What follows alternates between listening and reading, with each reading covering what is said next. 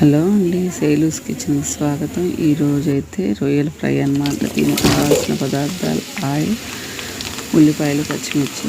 ఆయిల్లో మంచిగా ఫ్రై చేసుకోవాలి.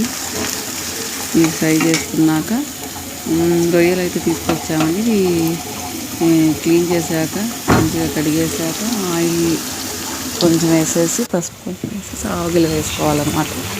అంటే కడిగిన రొయ్యల్లోంచి నీళ్ళు వస్తాయి. అవి మంచిగా ఫ్రై ఆయిల్ వాటర్ అయిపోయాక తీసుకొచ్చుకోవాలి. అలా ఉన్న రొయ్యలు దీంట్లో అల్లం వెల్లుల్లి పేస్ట్ వేయాలండి. ఉల్లిపాయలను మంచిగా ఫ్రై చేసేసుకున్నాక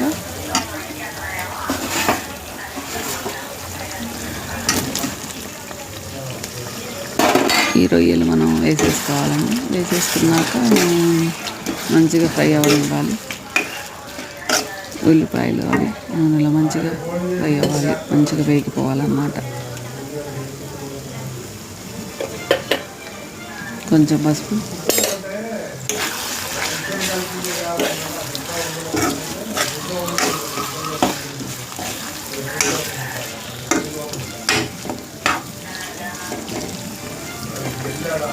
అంత ఆయిల్లో ఫ్రై అవ్వాలన్నమాట.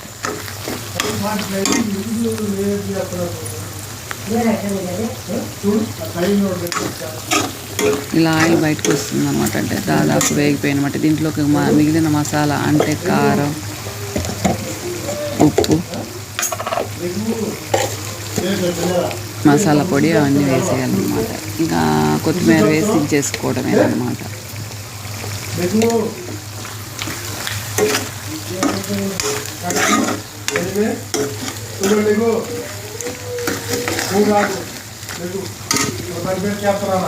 మసాలా కారం అయితే మనం ఊరిలోది కాబట్టి ధనియాలు, జీలకర్ర అలా ఉంటాయండి. మామూలు కారం అయినా వేసుకోవచ్చు. మసాలా పౌడర్లో నేను ధనియాలు, కొన్ని మిరియాలు, యాలక్కాయ, లవంగం, చెక్క ఇవన్నీ వేసి ఫ్రై చేసుకున్న మసాలా అయితే వేస్తాను. కొంచెం కూర పొడి పొడిగా, తడిగా, లైట్గా అలా ఉంటుంది. చాలా చక్కగా టేస్ట్ ఉంటుంది. మనం చక్కగా చారుతో అయినా తినచ్చు, డైరెక్ట్గా ఇలా కలుపుకొని కూడా తినేసేయచ్చు. ఎంతో టేస్టీ అయినా రొయ్యల ఫ్రై. చూడండి, ఒకసారి ట్రై చేసి చూడండి. లైక్ చేయండి, షేర్ చేయండి, మా ఛానల్ని సబ్స్క్రైబ్ చేయండి. ఎంతో టేస్టీగా అయితే ఉంటుందండి, మంచిగా ఉంటుంది. తప్పక ట్రై చేయండి. జ్యూసీగా మంచిగా ఉంటుంది అన్నమాట. బాయ్ అండి. ఎంతో టేస్టీ అయిన రొయ్యల ఫ్రై సింపుల్గా.